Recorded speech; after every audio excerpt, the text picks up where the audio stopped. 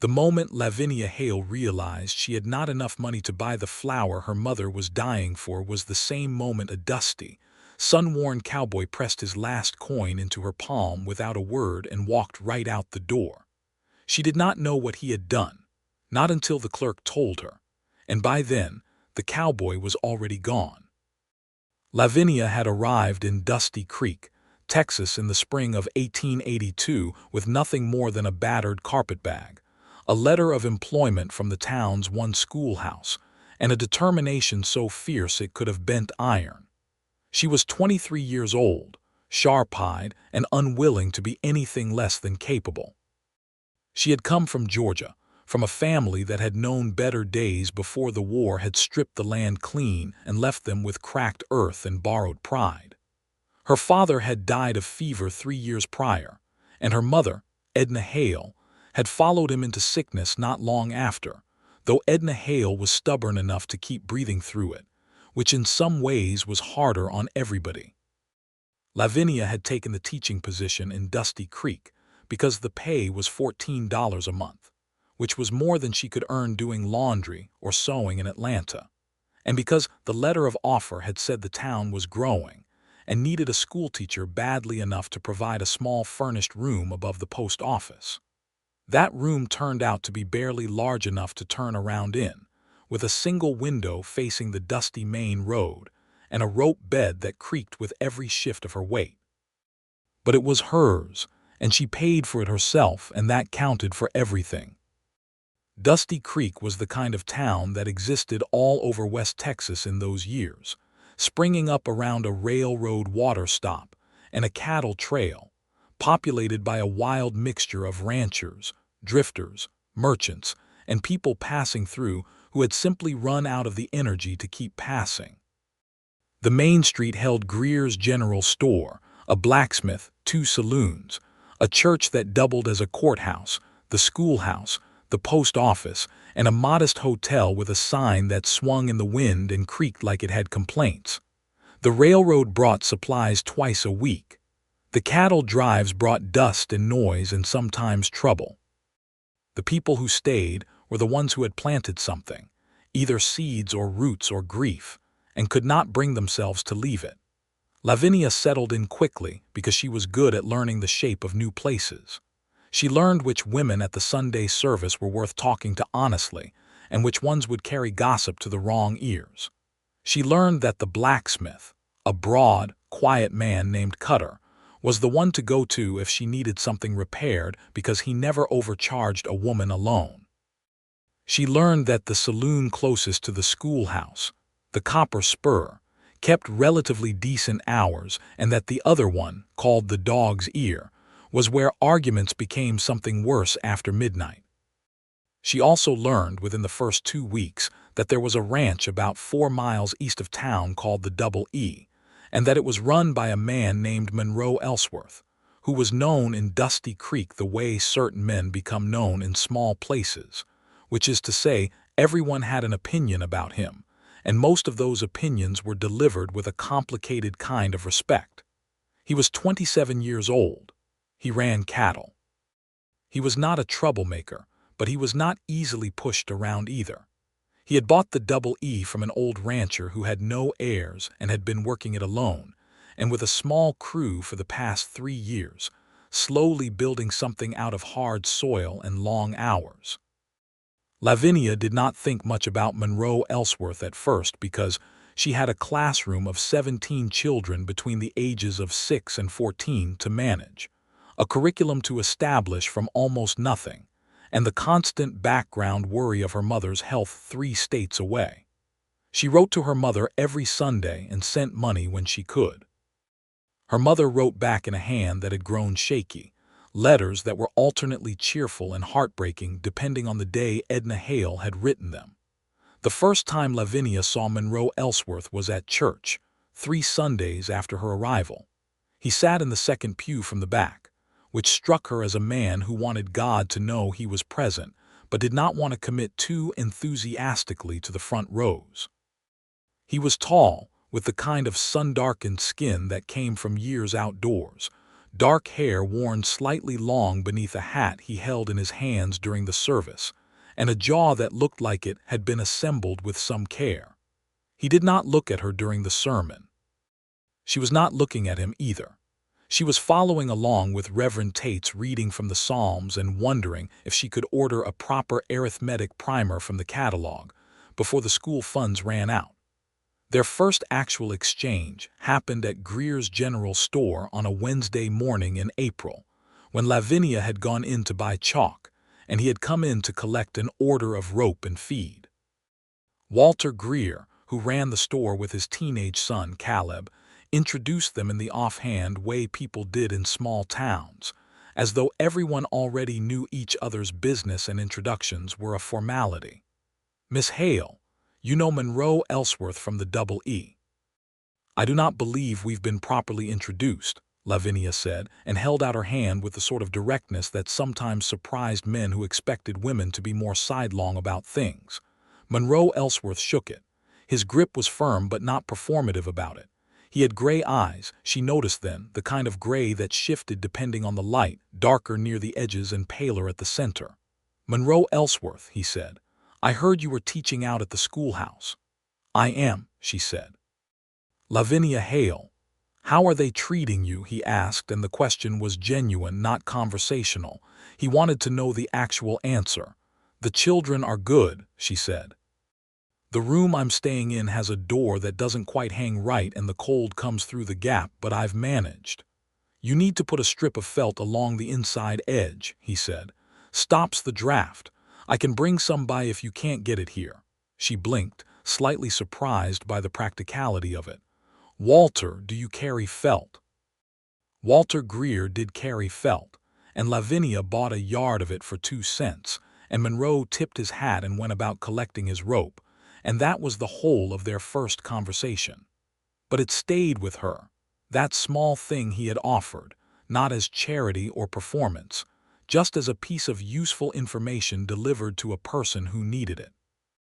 The door gap was fixed that afternoon and the room was noticeably warmer that night, and she lay on her rope bed thinking about gray eyes and practicality, and feeling somewhat annoyed with herself for thinking about either. The weeks that followed brought the rhythms of spring in Dusty Creek, the mud that turned the main road into a navigational challenge, the smell of cattle moving through on their way north, the way the light came long and gold across the flat land in the evenings and made everything look briefly like a painting of itself. Lavinia taught her students multiplication tables and the geography of the eastern states and how to write a proper sentence with a subject and a predicate. She broke up 2 fights, talked one crying girl through a genuinely complicated domestic situation at home, and discovered that one of her older students, a 14-year-old boy named Henry Bassett, was reading at a college level and hungry for it. Monroe Ellsworth came into town once a week or so, usually on Thursdays, and Lavinia would sometimes see him from the schoolhouse window, passing on horseback or standing outside Greer's talking with the other ranchers. He rode a big sorrel horse named, she would learn later, Captain, for no reason anyone could quite explain except that Monroe had once told the horse it looked like it knew what it was doing. They spoke again at the church social in late April, when the women of the congregation had organized a potluck supper and half the town turned out because there was little enough entertainment to pass up a free meal. Lavinia had contributed a pan of cornbread, which was one of the 4 things she could cook reliably and well. Monroe had arrived with a quiet man from his ranch crew named Pete Sorrell, and they had both eaten with the appetite of men who had been outdoors all day working.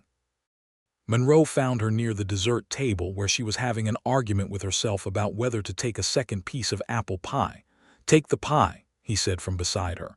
"You look like you've been arguing with it long enough." She laughed before she could stop herself. It was a real laugh, unguarded, and it surprised them both. "I was taught it was unladylike to take 2 helpings," she said. "You teach children all day," he said. "That earns you the pie." She took the pie. They stood near the edge of the gathering and talked in the easy way that sometimes happens between people who are both more comfortable at the edge of a crowd than in the middle of it. She learned that he had grown up in Oklahoma Territory, that his father had been a cattleman who had died when Monroe was 19, that he had worked 2 years on other men's ranches before finding the double E and deciding it was worth every cent he had saved and more. "Do you like it?" she asked. "The ranching life?" He considered the question with the seriousness she was beginning to understand was just how he approached things. "I like the land," he said. "I like knowing that what I do with my hands is what builds it. I don't always love every part of it, but I'd rather be tired from something I built than rested from something that was just given to me." She understood that feeling intimately. She had built her way to this town from nothing with her own work, and there was a pride in it that she would not have traded for anything easier. "I understand that completely," she said quietly. He looked at her sideways, and there was something in the look that was not quite a smile but was in the same family as one. May came in with heat and a windstorm that kept the students home for 2 days and filled every crack and corner of Lavinia's room with fine red dust. The letter from her mother that arrived that week was the kind that made Lavinia sit down on her rope bed and hold the paper very still for a long time. Edna Hale's hand had gotten worse.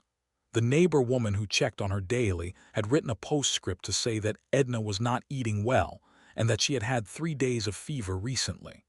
The doctor in their part of Georgia charged $2 a visit, and Edna was proud enough to resist sending for him. Lavinia did the arithmetic that she had already done a dozen times. $14 a month, $6 for room expenses and food and necessities. $8 left to send home, which she did faithfully, holding back only the smallest amount for true emergencies. But the doctor's fees were adding up, and there were medicines, and Lavinia had written 3 weeks ago asking if she should come home, and her mother had written back with the firmness of a woman who has decided something. "You stay there and do your work. I did not raise you to run from a good position. I will be all right." Lavinia trusted her mother's stubbornness. She was not entirely sure she trusted her mother's health reports. She went to Greer's that Thursday morning to buy flour and salt pork and 2 pounds of dried beans, which would last her through the week if she was careful. She was doing the calculations in her head as she placed the items on the counter. She had already put aside this month's amount for her mother. What remained for her own needs was tight but supposed to be enough. Walter Greer's son Caleb tallied the items up on his pad. He was 16, good at numbers, and he named the total with the cheerful precision of someone who had not yet learned to feel bad about delivering unwelcome news. "That'll be 62 cents, Miss Hale." Lavinia opened her small coin purse and counted what was in it, 50 cents. She had miscounted in her room this morning, or she had spent more than she remembered at the supply store at the end of last week. She went through it again, coin by coin, and the heat of embarrassment rose in her chest because there was nothing she hated more than being short in front of others. "I'm afraid I'm 12 cents short," she said, and her voice was level and dignified even as she felt anything but. "I'll have to put back the salt pork." She reached for the package. Before Walter could say anything, the voice behind her was quiet and unhurried. "Don't put it back." She turned. Monroe Ellsworth was standing 2 feet behind her, holding a piece of coiled leather he had apparently come in to buy. He had clearly been there long enough to hear the whole of it, and the look on his face was not pity. It was something more straightforward than that. He reached into his vest pocket. He placed a coin on the counter, not in her hand yet, not imposed, just set it there on the worn wood. "Please," he said, "you need the flour and the meat." She looked at the coin.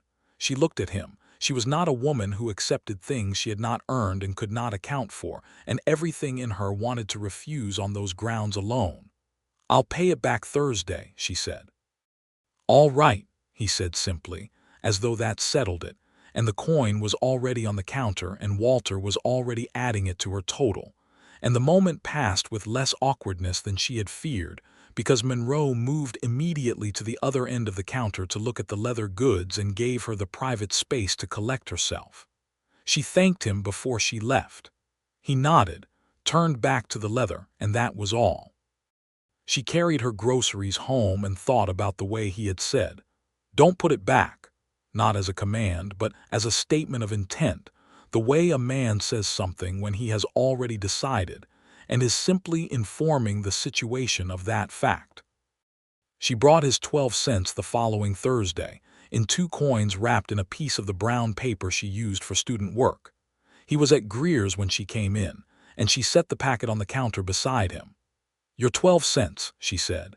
He picked it up, looked at the brown paper wrapping, and for a moment there was something in his expression that was very close to amusement but warmer than that. He pocketed it without unwrapping it, as though the paper itself was part of the accounting. "Thank you," he said. She bought her supplies, he bought his, and they walked out into the May sunshine at the same moment and stood on the wooden sidewalk outside Greer's for a full 10 minutes talking about nothing important. The state of the road after the rains, one of her students who had been getting into mischief, the price of cattle this spring. 10 minutes of nothing important that felt, in retrospect, like something quite important indeed. June arrived and brought the particular brutal heat of a Texas summer settling in like it owned the place. The schoolhouse had no glass in 2 of its windows, only wooden shutters that could be propped open, and by midday the room was hot enough that Lavinia dismissed the students an hour early twice that week rather than watch them wilt. She spent the evenings on the small landing outside her room above the post office, reading or writing letters, or just watching the sun go down over the flat land in colors that even a woman who considered herself practical had to admit were magnificent. Monroe began stopping by the schoolhouse once a week, not during school hours, but in the late afternoon when she was straightening up. It started, she believed, because he had come by on a Tuesday to deliver a small thing, a bag of nails for the loose boards on the schoolhouse steps that he had apparently simply noticed needed fixing, and had decided to address without being asked. The next week he came by to check that the nails had held. The week after that he came by without a stated reason, and they sat on the schoolhouse steps as the heat of the day broke and talked for an hour. She looked forward to Tuesdays in a way she did not examine too closely at first. He was not a man who performed himself. There was no effort in Monroe Ellsworth to be impressive, no calculation in the things he said, and she had grown up around enough calculating people to recognize the absence of it the way you recognize fresh air after a close room. He was also funny in a way that crept up on you, quiet and dry, so that she would sometimes be walking back to her room afterward and suddenly laugh at something he had said that she had not quite registered as funny until it had time to settle. She told him about her mother in late June, on a Tuesday evening when the light was long and orange across the dust. She had not meant to tell him quite so much of it, but once she had started she found herself talking about Edna Hale in the full-fleshed way she rarely let herself, about her mother's voice and her particular brand of stubbornness, and the way she had held the family together after Lavinia's father died with the kind of determined competence that looked like ease from the outside, but that Lavinia knew had cost everything. Monroe listened without filling the silences with false comfort. When she finished, he was quiet for a moment. "She sounds like someone who raised a daughter who does the same thing," he said. Lavinia was quiet for a moment herself. "I'm terrified something will happen while I'm out here," she said, which she had not said aloud to anyone. "That fear is real," he said.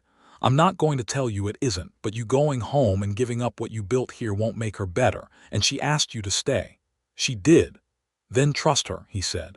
"She knows herself." It was exactly the right thing, not because it removed the fear but because it gave her a framework to hold it that was not just anxiety. She trusted her mother's self-knowledge. She had to. "Thank you," she said, and meant it in a way that had nothing to do with 12 cents. July brought the 4th of July celebration, which in Dusty Creek meant a parade of approximately 14 people, 3 of whom were on horseback, a speech by Mayor Elton Carey that ran 40 minutes past anyone's interest, a shooting competition behind the livery, and a dance in the evening at the feed barn that had been swept out and strung with lanterns. The whole town showed up, including people who had ridden in from outlying ranches, and the fiddler, a man named Abner Cord who worked at the blacksmith's during the week, played with the kind of energetic competence that made dancing feel necessary.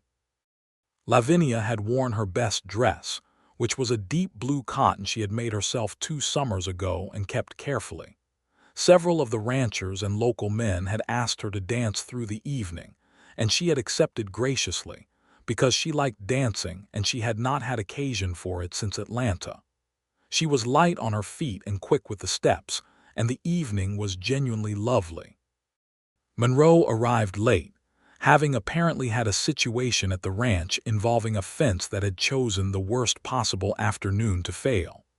He came in dusty and slightly apologetic-looking to Pete Sorrell, who had been there since the start, and gave him a look of long-suffering patience. Monroe cleaned up what he could at the water barrel outside, combed his hair with his fingers, and came in just as Abner Cord was announcing a waltz. He found Lavinia near the side wall, flushed from the previous dance and fanning herself with a folded paper. He stopped beside her. "You've been dancing all evening," he said. It was observation, not accusation. "I have," she said. "I enjoy it." "I'm a poor excuse for a dancer," he said. "Are you asking me to find that out firsthand?" She said, and looked up at him with the direct quality she had learned was her natural mode, and that he seemed, she had noticed, to appreciate rather than find startling. He held out his hand. "If you're willing to suffer the consequences." He was not, as it turned out, a poor dancer. He was deliberate, taking care not to step wrong, holding her properly with the kind of careful respect that made it clear he was thinking about where she was and where his feet were at all times.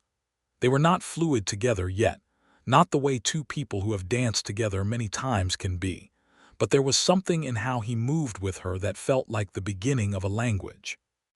"You told me you were a poor excuse," she said. "I didn't want to oversell it," he said. She laughed and he smiled, the kind of smile that reached the pale center of his gray eyes, and they turned in the lamplight with the fiddle going, and Lavinia thought, "Oh, there it is." She recognized it the way you recognize something you have read about and wondered about but not yet met in your own life. The particular opening up of something in the chest, the way the room sharpened and softened at the same time, the feeling of a person becoming specific to you in a way that no other person is. She did not say anything about it. She finished the waltz, thanked him properly, and spent the rest of the evening being very sensible and talking to the schoolchildren's mothers about the upcoming fall curriculum, which was not at all romantic and was, she felt, probably wise. Monroe rode back to the Double E that night in the warm dark, Captain moving steady beneath him, and he thought about the way Lavinia Hale laughed and the way she had looked at him when he had held out his hand for the dance, straight and clear and not performing anything, and he thought, that woman is something else entirely. August was hard. The heat bore down without apology, and 2 of the town's wells went shallow, and water had to be rationed in careful ways. The cattle on the Double E needed driving to the creek twice a day, and Monroe and his crew worked themselves lean and brown doing it. Lavinia taught her summer reading sessions 3 mornings a week, the smaller voluntary sessions she had organized for children whose parents could spare them from farm work, because she could not bring herself to stop entirely for the whole summer when there were children who wanted to learn. On a Friday afternoon in the middle of August, a man rode into Dusty Creek on a horse that had been pushed too hard, and the man turned out to be a messenger from the telegraph office in the next town, carrying a wire addressed to Miss Lavinia Hale, Schoolhouse, Dusty Creek. Lavinia was in the schoolhouse when the man arrived, and Walter Greer's son Caleb ran to get her. She opened the telegram standing in the dust outside Greer's store with Caleb watching and Walter watching from the doorway, and she read it twice before the words arranged themselves into meaning. Her mother had had a serious episode. The neighbor woman had written the telegraph herself. Edna Hale was stable, but the doctor was insisting on regular visits and medication that cost more than the arrangement they had been managing could cover. Could Lavinia come? Lavinia stood in the dust, and did the arithmetic that she already knew the answer to before she started. She did not have the money for a train ticket from Dusty Creek to Atlanta, and she could not take the time without losing her position, and she could not lose her position because her mother needed what it paid. She went to see Reverend Tate that afternoon, and he was kind and helpless in the way good people sometimes are when a problem is fundamentally practical and not spiritual. She went to see Mayor Carey, and he was sympathetic and then vague in the way that told her nothing real was coming from that direction. She wrote a letter that evening that took her 3 drafts, to the neighbor woman and to her mother, explaining that she was doing everything she could from here and that she was sending what money she could extra this month, and asking the doctor to write to her directly about what Edna needed. She sat on the landing outside her room that night after dark and let herself feel the weight of it for exactly as long as she needed to, which was about 20 minutes, and then she wiped her face and went inside and made a list of what she could do and began doing it. Monroe Ellsworth heard about the telegram from Pete Sorrell, who had heard it from Caleb Greer, who had been present for the whole of it. Monroe showed up at the schoolhouse on Tuesday as usual, but this time he brought a small jar of preserves from the ranch, which the ranch cook made in quantity every summer. He set it on her desk without fanfare. "I heard about your mother," he said. "I'm sorry." "She's stable," Lavinia said, because that was the true part to hold on to. "The situation is manageable. I have a plan." He looked at her for a moment. "What's the plan?" she told him. She had written to 2 of her former colleagues in Georgia asking if they could check on Edna. She had arranged with the neighbor woman to have more regular contact for a small monthly fee. She had written to the doctor. She was sending an extra $3 this month by tightening her own budget more aggressively than usual. "That last part," he said. "How tight is tight?" "I'm fine," she said. He did not argue with her. He accepted her word because she had given it to him straight, and he respected that. But she saw him noting it in the careful way. He seemed to note things he was not ready to act on yet, but was not letting go of either. He came again the following Tuesday. He brought apples from an orchard on the edge of his land that he had mentioned once, and that she had not thought he remembered her expressing interest in. He brought them in a cloth bag that he set beside the jar of preserves, which was still on her desk because she had not been able to bring herself to move it. "Monroe," she said. "They were just sitting there on the tree," he said. She looked at him for a long moment. He looked back at her with the steady gray patience that she had come to understand was simply the shape of him. "Why are you so kind to me?" she said. It came out more directly than she had planned, but she was not a woman who regretted honest questions. He was quiet for a moment. "I expect you know why," he said. The heat of August moved through the space between them, and neither of them said anything else for a moment, and then she said very quietly, "I think I might." "Might," he said, and there was the dry humor, the warmth behind it. "I prefer to be careful," she said. "That's a quality I respect greatly," he said, entirely serious, and she laughed, and the tension became something lighter and still present, the way heat sometimes becomes warmth. They did not declare anything that afternoon. What they did was talk for 2 hours on the schoolhouse steps while the late summer light went golden and then copper, and when he left she watched Captain carry him down the road toward the Double E and let herself acknowledge that she was watching because she did not want to look away. September brought fall, and with it the full school session. A new student, a 6-year-old girl named Clara Poole, whose family had just arrived in Dusty Creek from Kansas, and the pleasant business of a classroom running at its proper capacity. The mornings were cooler now, and the evenings outright comfortable, and Lavinia was in better spirits than she had been in all summer because her mother's letters had gotten stronger, the handwriting a little firmer, the neighbor woman's postscripts reporting that Edna was eating better and had even gone to church 2 Sundays running. Monroe's Tuesday visits had become the fixed point of her week. They had begun to know each other in the layered way that takes time and repetition, the way you learn a person's particular logic, the things that matter to them and why, the things they worry about and how they handle the worrying. She knew that he woke before dawn without an alarm, that he had strong opinions about the proper way to mend a fence that he delivered with surprising passion, that he had read more widely than his circumstances might suggest, having acquired a small collection of books that he worked through slowly and with genuine pleasure. She knew that he had a habit of going quiet when he was bothered by something, and that if you waited long enough he would tell you what it was, and that the waiting was important because rushing him made him less, not more, forthcoming. He knew that she organized everything into lists because the lists made her feel that disorder was manageable. He knew that she had been told by a teacher in Georgia when she was 12 that she was too direct to be liked, and that she had decided then that the teacher was wrong and had not substantially revised that decision. He knew that she could not carry a tune but sang quietly to herself when she was grading papers and did not realize she was doing it.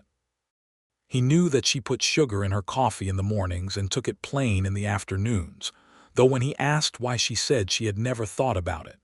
In October, on a Tuesday afternoon that was cool and bright, with the sky the particular deep blue that Texas gets in fall, Monroe arrived at the schoolhouse and sat on the steps and was quiet for longer than usual. She waited. She graded 3 papers while she was waiting, marking a comma splice in Henry Bassett's essay with the gentle firmness she had developed for his corrections, which he could take because he was genuinely there for the improvement. "I want to ask you something," Monroe said finally. "All right," she said. He looked at the road rather than at her, which was the one tell she had identified, the sign that he was about to say something that cost him something to say. "Would you do me the honor of letting me court you formally?" he said. "Not just these Tuesdays, though I value them, but properly, calling on you, taking you to Sunday supper, making it known to ourselves and whoever else cares that I am pursuing you with honest intention." She set down Henry Bassett's essay. "What is your honest intention?" she asked. He looked at her now. "The long kind," he said, "the long kind." She sat with those words for a moment and felt them settle into her chest with a warmth that was different from anything temporary. "Yes," she said, "I'll allow that." He nodded once, as though they had agreed on something practical, which in a way they had, and the seriousness of it and the rightness of it were both present simultaneously, and she thought she had never been more clearly decided about anything in her adult life. Their courtship was conducted with the particular blend of propriety and directness that suited them both. He called on her on Sunday evenings, and they ate at the hotel dining room, which had 3 tables and a menu that changed based on what supplies the railroad had delivered that week. They walked the main road in the evenings after supper, and people nodded at them, and noted the arrangement with the quiet accounting that small towns keep of these things. He met her at church and sat beside her in the second pew from the back, which she found privately delightful. He came to the schoolhouse on Tuesdays still, but now there was a different quality to the ease between them, a warmth that was acknowledged rather than circling around its own edges. He brought her books from his small collection when he thought she had not read them, and she returned them with her responses written on small slips of paper tucked inside. He read her notes and kept them. One Sunday evening in November, walking back from the hotel in the cold, clear dark, he took her hand. It was the first time he had done it without the structure of a dance to provide the occasion. His hand was large and warm and work-roughened, and it enclosed hers with a gentleness so certain of itself that it required no comment at all. She said nothing. She did not pull away. They walked the length of the main road with their hands together, and the cold air on their faces and the stars overhead, with the particular extravagance that the flat land allowed. December arrived with cold, and a letter from Georgia that made Lavinia sit down abruptly in the middle of the schoolroom floor, which was fortunate because she was alone and no one saw. The letter was from the doctor, a Dr. Harmon, who had written with clinical kindness that Edna Hale was in a stable condition, but that the winter would be the critical period, and that consistent care, warmth, proper food, and regular medical attention through the colder months would make the difference. He had quoted what that care would cost per month. The number was more than Lavinia had. She wrote back to him that evening, thanked him, promised to do what she could. She wrote to her mother, "I am managing everything, please do not worry." She did not tell Monroe about the doctor's letter for 3 days. When she did, on the Tuesday of that week, sitting on the schoolhouse steps with their breath making small clouds in the cold air, he listened to the whole of it with his habitual stillness. "How much short are you?" he said. "I don't want to borrow money," she said immediately. "That's not what I'm telling you for. I'm telling you because you know things about me and this is a thing about me." He was quiet for a moment. "I understand," he said. "I'm not going to argue with you about it, but I want you to know something." "What?" "If there comes a moment when accepting help isn't charity but just good sense, I want you to know the offer stands." "I'll remember that," she said. "That's all I'm asking," he said. She looked at the cold road for a moment. "You are very easy to be honest with," she said. "I haven't always had that." "You deserve it," he said simply. She managed December by arranging with 3 of the wealthier families in Dusty Creek to provide private tutoring to their children on Saturdays for $1 per session, which she had to present carefully to avoid the appearance of competing with the public schoolhouse, but which the families accepted readily because their children were already her students and they trusted her. $4 a month extra. It was not the full amount the doctor had described, but it was significant, and she sent it, along with a fierce silent prayer that her mother's stubbornness would carry her through the winter. Monroe was building something at the Double E that December. He was less specific about it than he usually was about ranch matters, which she noticed but did not press. He would mention it in passing, things about lumber and the second room and fixing the heater, and she filed these observations without quite assembling them yet. Christmas in Dusty Creek was a modest affair, a church service and a communal supper to which everyone brought something, and from which everyone left full and slightly warmer in spirit than they had arrived. Monroe gave her a book, a collected set of poems by Walt Whitman that he had ordered from a catalog, and that arrived 2 days before Christmas with the pages still slightly stiff and new. She ran her fingers along the spine and felt that it was exactly right. She gave him a pair of riding gloves she had made herself, stitching them from leather she had bought from the blacksmith with careful attention to a pattern she had found in a women's magazine. He put them on immediately and wore them the rest of the evening. January was cold and still and beautiful in the way that emptied landscapes have of being beautiful when you are warm enough to appreciate them. The letters from Georgia came steadily. Edna Hale was holding. The neighbor woman wrote that she seemed brighter in recent weeks. Lavinia let herself breathe a little. On a Sunday evening in late January, walking home from church, Monroe stopped on the main road in the cold and said, "I want to show you something." "Now," she said. "It's not far. I have Captain and the spare horse." She looked at him. His expression had the quality it got when he had decided something and was informing the situation of the fact. "All right," she said. They rode out to the Double E in the cold winter blue of the late afternoon, and she saw the ranch in the full for the first time, having approached it only from the road in passing.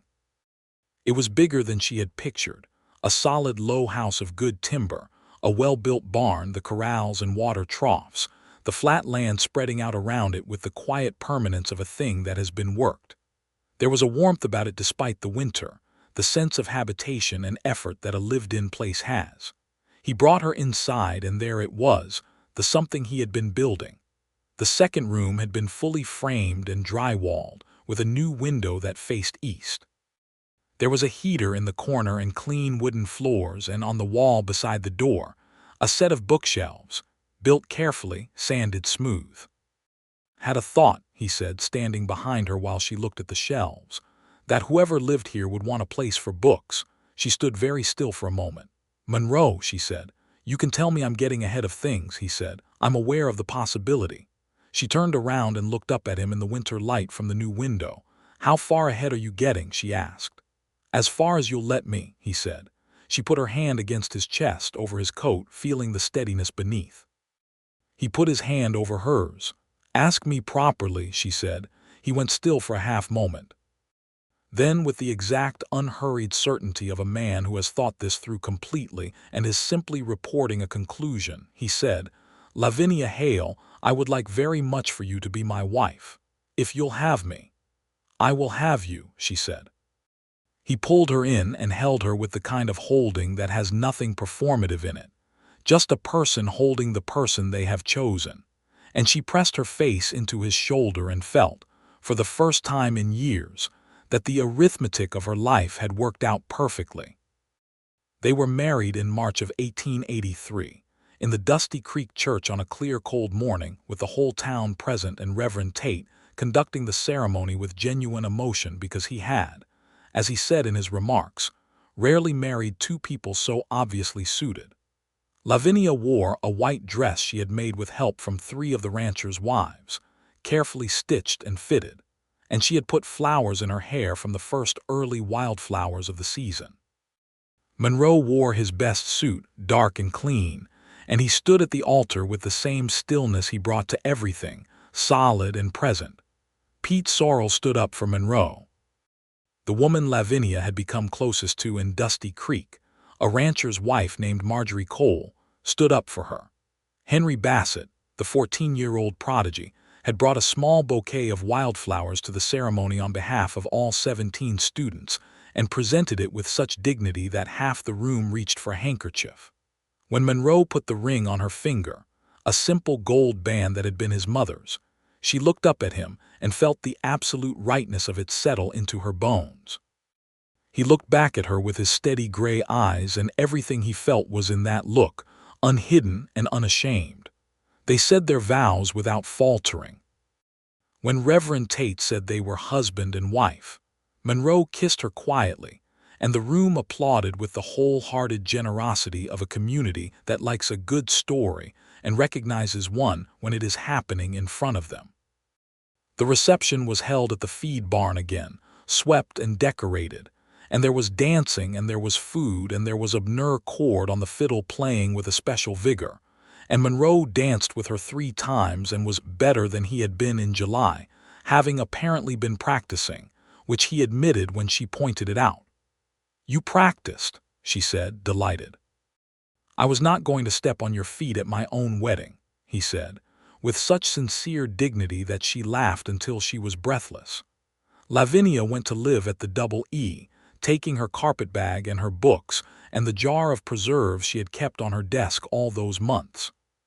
She arranged with the school board to continue teaching through the end of the school year, riding in with Monroe on Monday mornings and back on Friday evenings, because she was not going to abandon her students mid-year, and the school board, knowing what they had in her, agreed to the arrangement. The spring of 1883 was the most content Lavinia had ever been, which surprised her in its completeness. She had expected marriage to feel like a negotiation, like 2 separate lives being merged with effort and compromise, and there was some of that, the adjustments of sharing space and routine and preference. But mostly it felt like continuing a conversation that had already been going on for a year, just with fewer intermediary steps between thought and expression. Monroe was exactly who she had understood him to be, which was, she reflected, its own kind of marvel. There were no unpleasant revelations.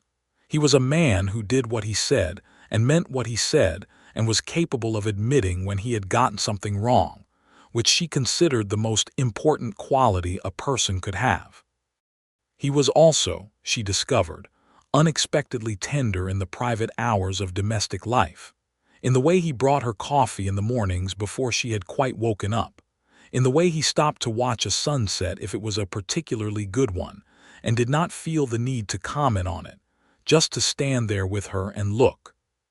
She also discovered that the Double E had a particular beauty at dawn, when the light came level and golden across the flat land, and the cattle moved slow and dark against it, and that there was something genuinely magnificent about the life Monroe had built with his own hands in the middle of that land. One evening in May, sitting on the porch of the ranch house with the last light of the day going down in colors too excessive to be believed, Lavinia said, "Monroe, I never properly thanked you." He looked up from the piece of leather he was mending. "For what?" "For the coin," she said. He looked at her steadily. "What coin?" She smiled. "The coin you put on the counter at Greer's last April," she said. "When I was short. I knew about it at the time. But what I didn't know until later, until Caleb Greer told me when I went back that same afternoon to pick up something I'd forgotten, was that it was your last coin." He went very still. "Caleb told you that," he said. "He did," she said.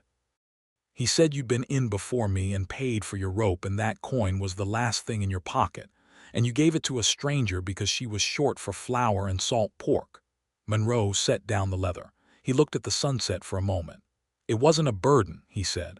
"I know it wasn't," she said. "That's the thing about it. You did it without any consideration of cost to yourself, not because you could afford it, because you decided it was the right thing and the cost of it wasn't relevant. You needed it," he said. "That was enough." She leaned her head against his shoulder. "You've been the right thing for me every single day since," she said quietly.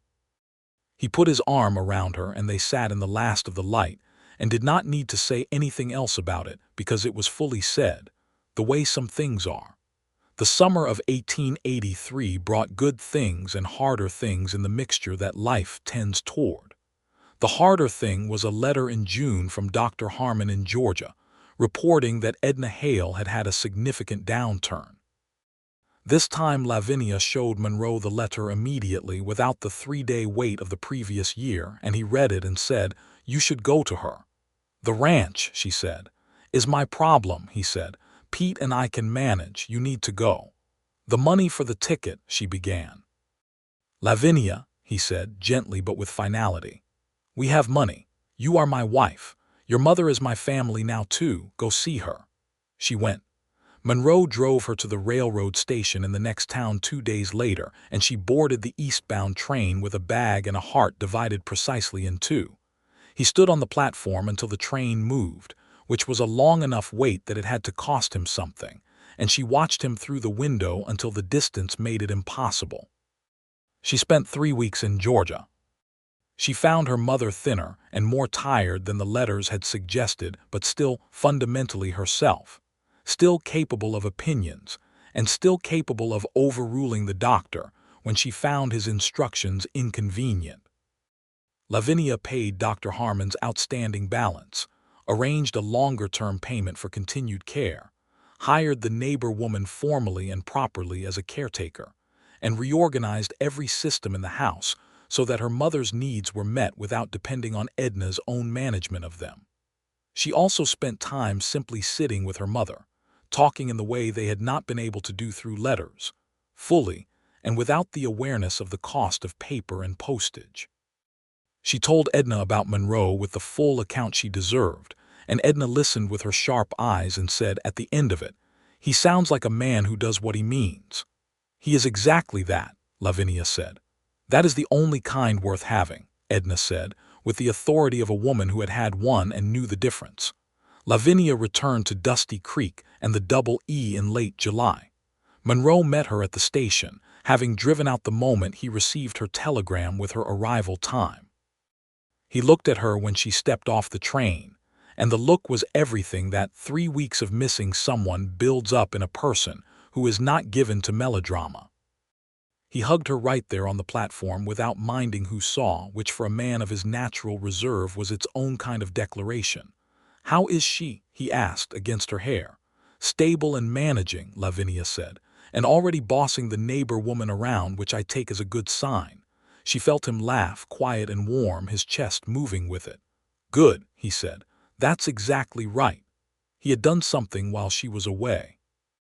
There were shelves in the bedroom now as well as the study, and on the kitchen wall he had hung a small mirror she had mentioned once, months ago, as something the house could use. She had not expected him to have remembered it. She stood in the kitchen looking at the mirror for a moment and then looked at him. "You remembered," she said. "I remember most things you say," he said, as though this were simply a fact about himself rather than something that required acknowledgement.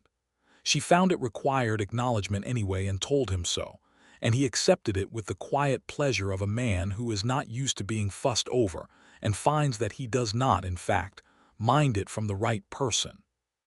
That fall, she did not return to the schoolhouse as a permanent teacher. She and the school board had agreed that the arrangement of riding in through the spring had worked, but was not tenable through a full year, and they needed someone resident in town. She helped them hire a new teacher, a young man fresh from a teacher's college in Austin named Mr. Deaver, and she spent 2 weeks working alongside him to transfer her knowledge of the students and their needs. She kept Henry Bassett in particular attention, writing him a letter of recommendation to a secondary academy in Dallas that she had researched and that had a scholarship program. Henry was 14 and the scholarship would wait for him, but she wanted the door open.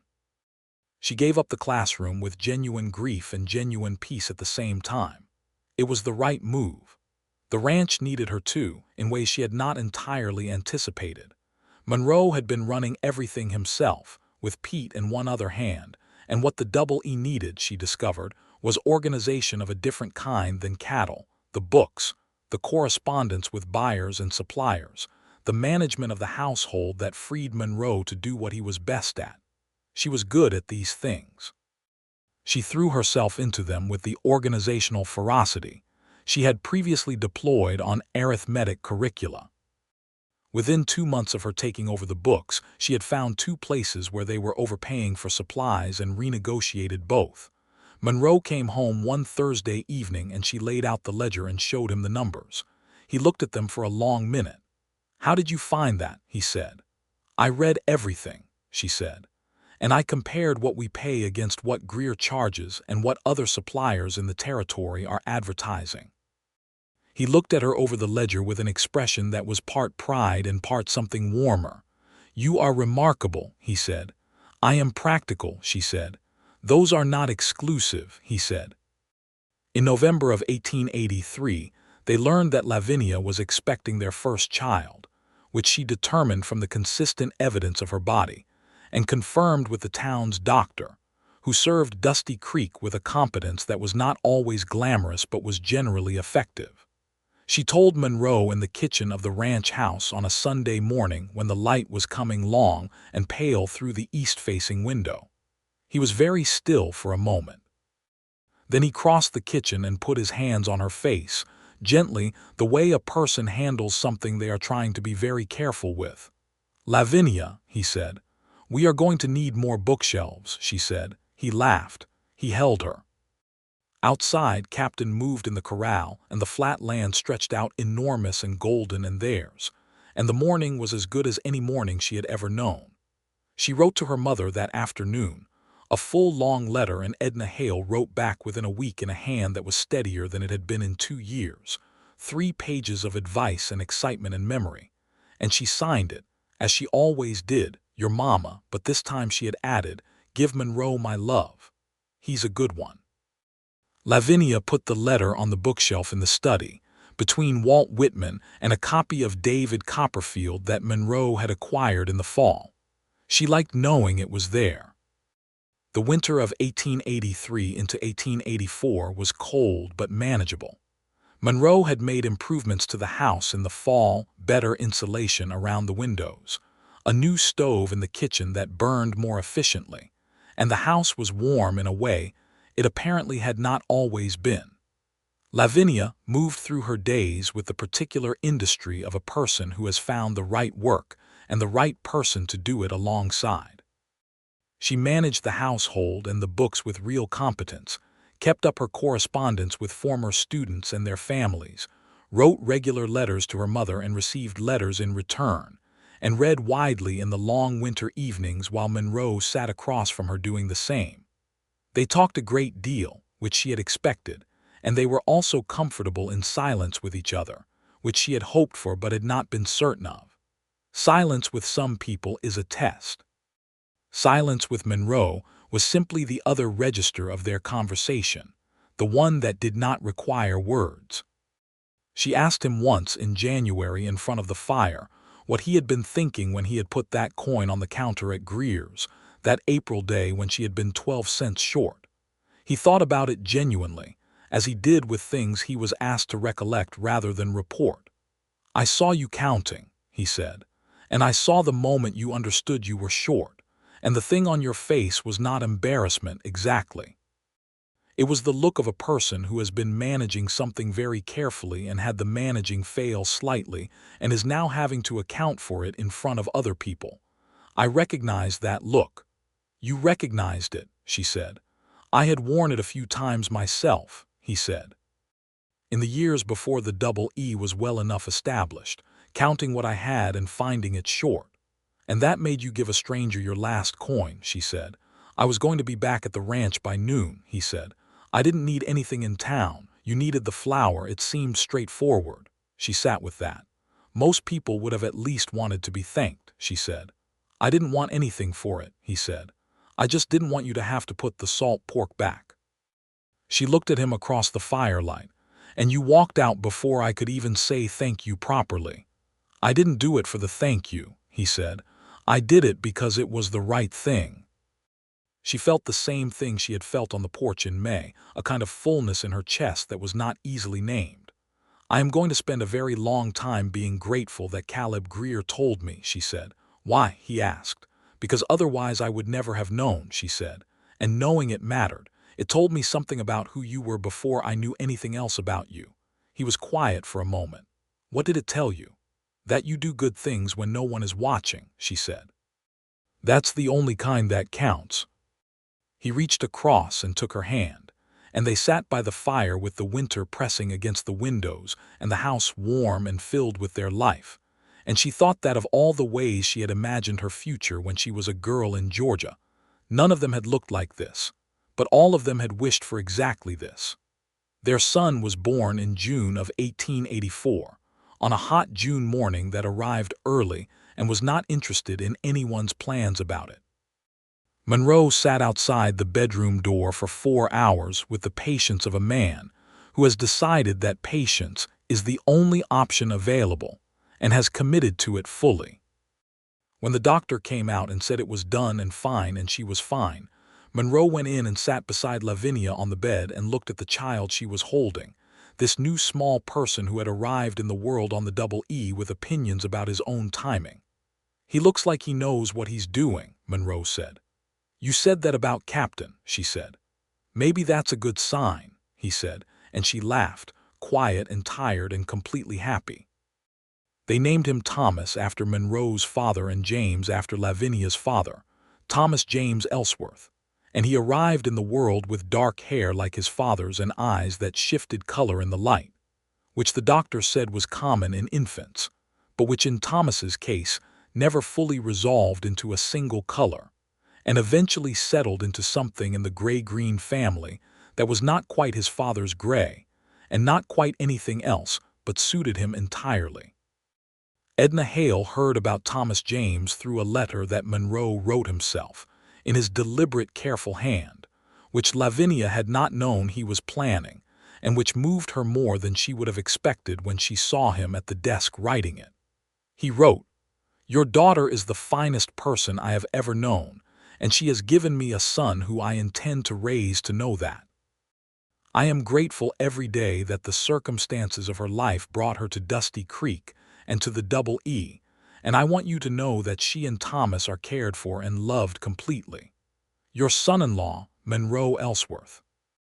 Edna replied to Monroe directly, "You have written me the finest letter I have received in 30 years, excepting only the ones from Lavinia.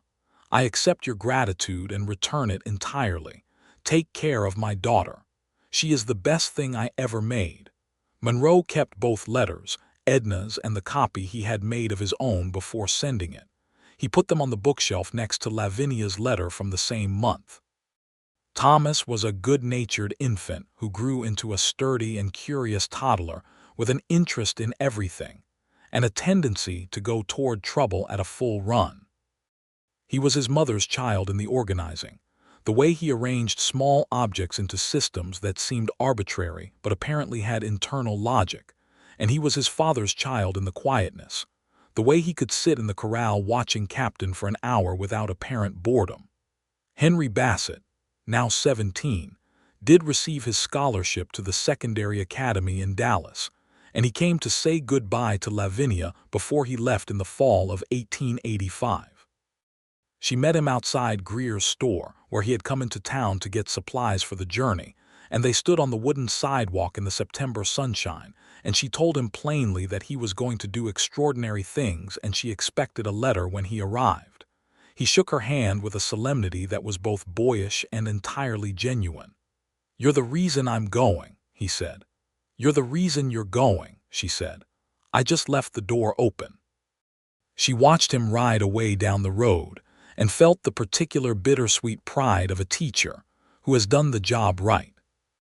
Monroe built the porch wider that fall, extending it along the whole front of the ranch house so that there was room for 2 chairs and a small table, and he put them there without comment, and she found them one morning and stood looking at them and understood exactly what they were for. 2 chairs. Room enough for 2 people to sit side by side and look at the same land together. They used the porch every evening that the weather allowed, which in Texas is a great many evenings, sitting with their coffee or with books or with Thomas between them, while he went through the phase of being intensely interested in the exact position of every star. Monroe knew the constellations and he and Thomas would name them together, Thomas's small finger pointing and Monroe's steady voice supplying the names. Orion, the Dipper, Cassiopeia and Lavinia would listen and feel the quiet pleasure of being exactly where she was. The late 1880s brought growth to Dusty Creek, the kind of growth that the railroad and the cattle trade generated in those years in Texas.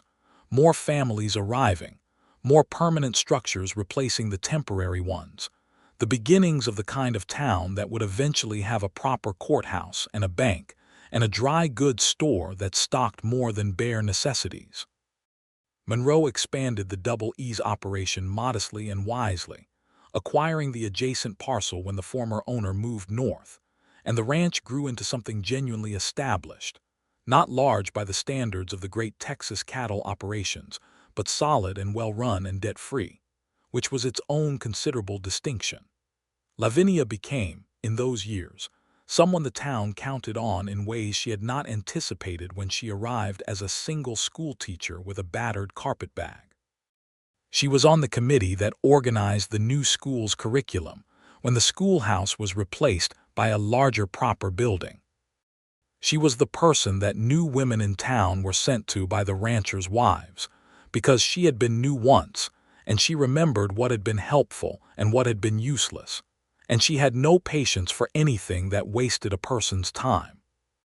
She was also the woman who had taught most of the town's children in those early years, and that relationship persisted, children who had been 7 and 8 in her classroom being 22 and 23, and coming back to Dusty Creek after absences and stopping to tell her things. In 1888, Lavinia received a letter from Henry Bassett, now 20 years old and in his 2nd year at a college in Austin on a further scholarship. He had, he wrote, decided to become a lawyer. He wanted her to know because she had told him once that the law was the mechanism by which justice was either achieved or denied, and that the people who worked in it determined which. He had thought about that for 6 years and he agreed. She read the letter at the kitchen table while Monroe was out with the cattle and Thomas, now 4, was playing in the yard under Pete Sorrell's loose supervision, and she held the letter and felt a joy that was clean and simple and complete. She wrote back that afternoon, "I am entirely unsurprised and entirely proud. The law needs people who approach it with genuine principle. You have that. Do not let it be ground out of you." He wrote back, "It would take more than law school to do that. You were my first teacher and that holds." She framed that letter and put it on the wall in the study, which by 1888 had become a room of considerable personality, with its shelves of books and its maps of Texas and the rest of the country and the shelf of letters, and the particular comfortable clutter of a space that is used by a person who thinks a great deal. Monroe remarked on the framed letter one evening. "Henry Bassett," he said. "He's going to be someone remarkable," she said. "He already is," Monroe said. "He was 14 when you wrote him that first letter of recommendation, and he spent 6 years becoming what you saw in him." She looked at him. "You knew about that." "I know most things you do," he said, with the complete equanimity of a man saying something utterly true about himself. She threw a small pillow at him, which was not dignified but felt appropriate. He caught it without looking, which was both annoying and impressive. Lavinia's mother, Edna Hale, died in the spring of 1889. She died peacefully in her own bed, with the neighbor woman present, and the doctor wrote that it had been gentle, which Lavinia chose to believe and was probably true. She had been 71 years old, which was a full life by the standards of any era. She had outlived what everyone expected of her by probably 5 years, on sheer Hale stubbornness, and she had met Thomas by then, Lavinia and Monroe having made the journey to Georgia the previous summer with Thomas in tow. Edna had held her grandson and looked at Monroe Ellsworth with the sharp, evaluating eye of a woman who has her own opinions and is willing to share them, and at the end of the visit she had taken Monroe's hand and said, "You do exactly what you are." Monroe had said, "I try." Edna had said, "Don't try, just do." And then she had given a small, satisfied nod as though that settled it. It had settled it. Monroe had talked about that visit for months afterward, replaying Edna's remarks with the pleased wonder of a man who had been summed up by someone very good at summing people up and had found the result acceptable. Lavinia grieved her mother properly and completely over the weeks that followed the letter of her death, and Monroe let her grieve without rushing toward comfort too quickly, which was the right instinct. He was there and he was present, and he did not try to fix it, because it was not fixable, and he understood that. He did make her tea every morning that month in the way that Lavinia had described her mother making it, strong and with honey, though Monroe himself drank his coffee black, and the gesture was so specific and so right that she cried the first time she saw it and could not explain why, except that it was exactly what she needed. Thomas did not fully understand death at 5 years old, but he understood that his mother was sad, and he brought her, on 3 separate occasions, small objects that he considered valuable: a smooth stone, a feather, a piece of rope braided by his own small hands. She kept all 3 of them. In the summer of 1890, Lavinia was expecting their second child, which she learned at the same time Thomas had come down with a summer fever that kept everyone in the house anxious for a week before it broke cleanly. Monroe, operating in the particular controlled mode of a man managing his own fear while doing everything necessary, had barely slept that week, and when Thomas finally cooled and slept peacefully and the doctor said he was past the worst, Monroe had sat on the porch in the early morning light with his head in his hands for a long moment. Lavinia sat beside him and put her hand on his back. "He's all right," she said. "I know," he said. "I know, I just need a minute." "Take all the minutes you need," she said. He breathed. "You're the strongest person I know," he said. "I learned from my mother," she said, "and from watching you." He looked at her sideways. "I'm not particularly strong," he said. "You are," she said. "You're just quiet about it, which is the strongest kind."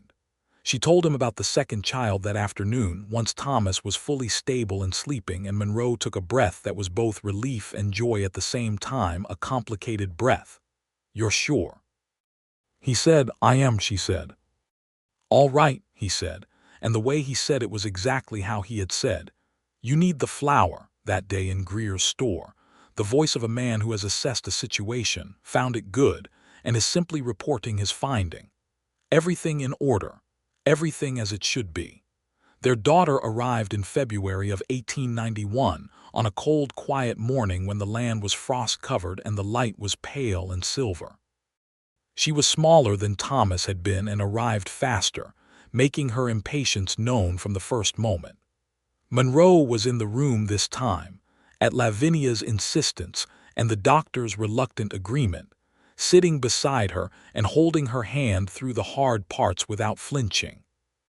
They named her Edna after Lavinia's mother, Edna Rose Ellsworth, Rose for no particular reason except that it felt right, and Monroe had said it quietly when they were considering names, and it had simply fit, the way some things do. Thomas, now 6, was beside himself with the existence of a sister. He approached her with the same systematic attention he brought to everything, studying her face and her hands and her sounds with the concentration of a small scientist. He decided within the first week that she was, in his expert opinion, acceptable. Monroe observed Thomas's investigations of his sister with a face that was carefully composed and that Lavinia could see concealed an extremely large amount of feeling. "He's going to look after her," Monroe said one evening, watching Thomas carefully arrange a blanket around Edna with a 6-year-old's idea of what careful meant, which was earnest if not technically precise. "He will," Lavinia said, "and she will run circles around him by the time she can walk." Monroe smiled. "Probably." The double E continued to grow through the 1890s, not extravagantly but steadily, the way that careful good work compounds over time. Monroe had a reputation in the territory for honest dealing and quality cattle, and buyers came back year after year. He had grown his crew to 4 men, including Pete Sorrell, who had become something more like family than employee over the years, with his own small cabin on the property, and a habit of appearing at the kitchen table on Sunday mornings as though he had always been there, which by 1890 he basically had. Lavinia had not returned to formal teaching, but she had become the person who organized the new school's library, which she had lobbied for and helped fundraise for over 3 years, until it was built into the new schoolhouse with shelves enough for a real collection. She corresponded with publishers and donation programs, and by 1893 the library had 200 books, which was, she wrote to Henry Bassett, not enough but more than it was. Henry Bassett wrote back, "Keep going. I'll send what I can when I'm practicing." In 1895, Henry Bassett came back to Dusty Creek as a licensed attorney, which he announced in a letter that Lavinia read twice and then read aloud to Monroe at breakfast.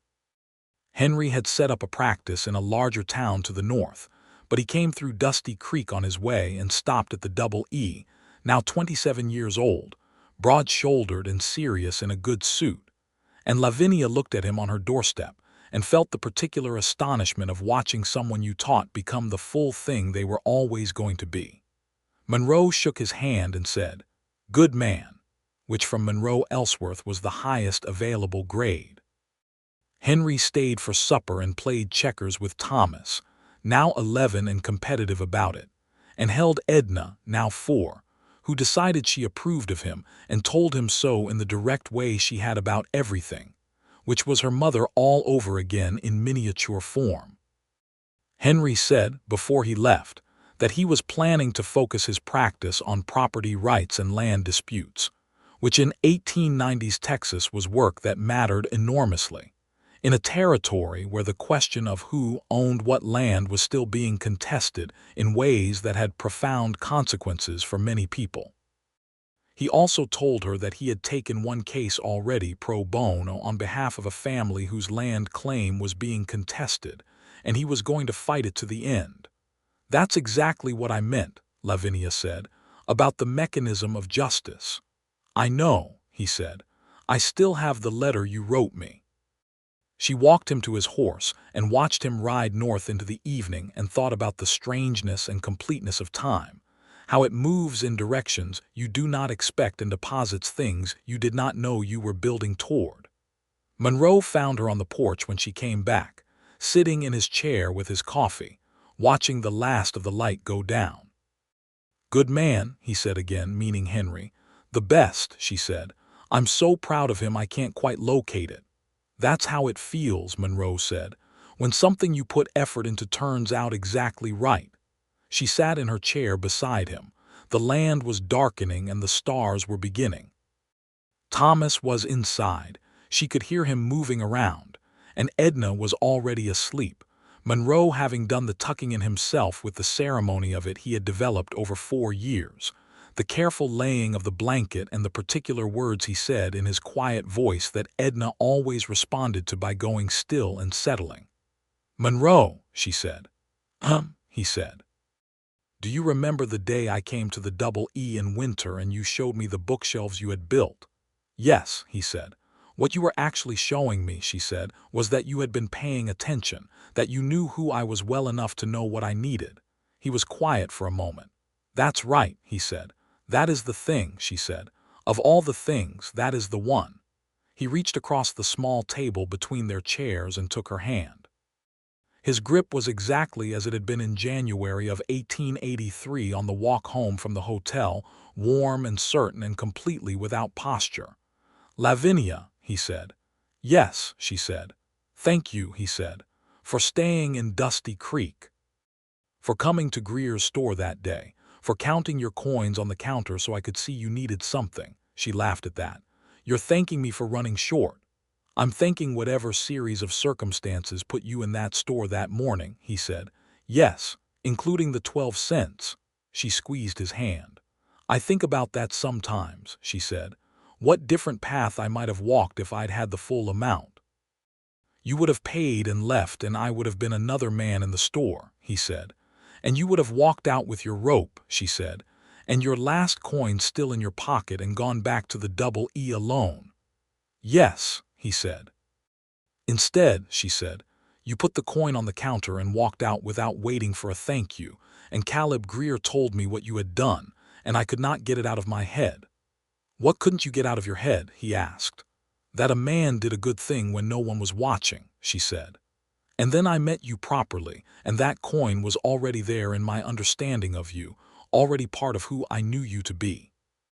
And I think you can trace every Tuesday evening and every apple and every bookshelf and all of it, directly back to a coin on a counter and a boy clerk who couldn't help telling the story."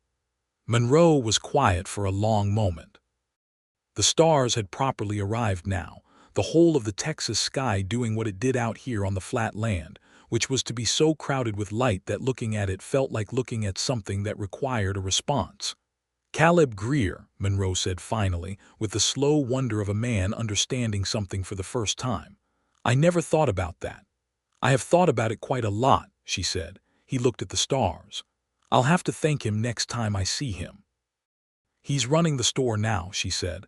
"Walter retired to his daughter's place in San Antonio last year." "I know," he said. "I'll go in Thursday, thank him for telling you." She looked at her husband's profile in the starlight, the steady line of it, the jaw she had thought was assembled with some care the first Sunday in church, the gray eyes that were dark in this light but that she knew completely in all their variations. 13 years of knowing him.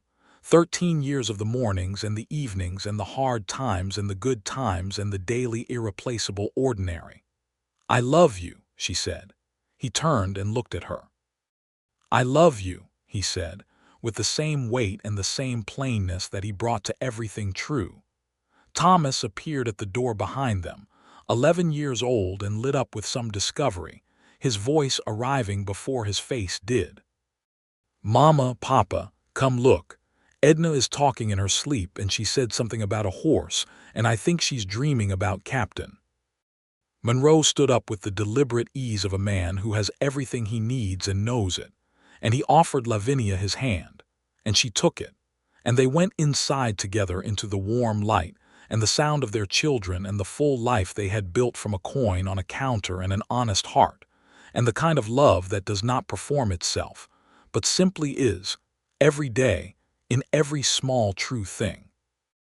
In the years that followed, the Double E became exactly what Monroe had imagined on those early mornings when he had stood on the front porch of a ranch that was not yet finished, and decided it was worth every cent of his savings and more.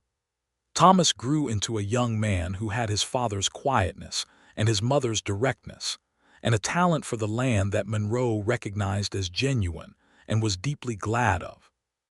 By the time Thomas was 16, he was working alongside Monroe and Pete with a competence that Pete Sorrell said, with gruff satisfaction, meant that the Double E was in good hands for the next generation. Edna Rose Ellsworth grew up with opinions about everything, and a reading habit so voracious that Lavinia eventually had to set a rule about reading at the dinner table, a rule which Edna regarded as an obstacle rather than a prohibition, and managed accordingly. She had her grandmother's name, and Monroe said, her grandmother's exact quality of looking at a person and seeing straight through to whether they meant what they said. Henry Bassett, who came through Dusty Creek every year or two and always stopped at the Double E, called Edna the most formidable 8-year-old he had ever met, which Edna accepted as the compliment it was intended to be, and which Monroe and Lavinia received with the proud exhaustion of parents of a formidable child. Caleb Greer, when Monroe went in that Thursday after the conversation on the porch, looked up from behind the counter and received Monroe's thanks with the slight pink-faced surprise of a man who has long since forgotten saying something that turned out to matter enormously. "I didn't think anything of it at the time," Caleb said. "I just thought she should know." "She should have known," Monroe said, "and the knowing mattered." Caleb looked at him with the particular expression of a person who is revising their understanding of something, the way you revise when a small action you took turns out to have had real consequence. "Well," he said, "I'm glad I told her." "So am I," Monroe said, "more than I can account for." He bought his supplies and rode back to the Double E in the good autumn light, Captain moving steady beneath him, the road familiar in every detail. The way the ranch came into view around the stand of trees at the property's edge, the house and the barn and the corrals. And at this hour of the afternoon, the porch would have Lavinia on it if she had finished with the books, sitting in her chair with whatever she was reading, and there would be coffee hot in the kitchen because she always made it at this hour. And Thomas would be coming in from the south pasture, and Edna would be somewhere with a book, and the whole of it was waiting for him as it always was, solid and true and built from. 13 years of good days and hard days, and every Tuesday evening, and every coin on a counter, and every honest thing. He rode up to the house. Lavinia was on the porch. She looked up from her book and watched him dismount and hand Captain to Thomas, who had appeared from the barn. She held her book open, but she was watching Monroe cross the yard toward the porch, and her look was the look of a woman who has arrived where she meant to go and knows it. He came up the porch steps and sat in his chair beside her. "How was Caleb?" she asked. "Surprised," he said, "but glad." "Good," she said, and went back to her book.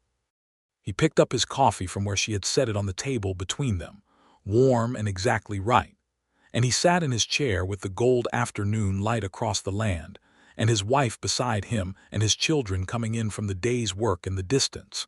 And he thought that of all the things he had built with his hands, the life on the other side of a coin he had set on a counter one morning without a second thought was the most complete and the most true, and he would not have changed a single coin of it.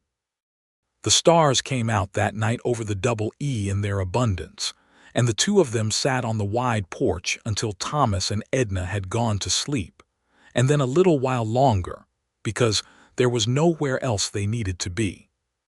The land was quiet and the night was warm, and the life they had made was all around them, full and permanent and good, built piece by piece from an ordinary April morning, and a stranger's need, and a last coin placed without hesitation on a worn wooden counter, and all that came after, which was everything.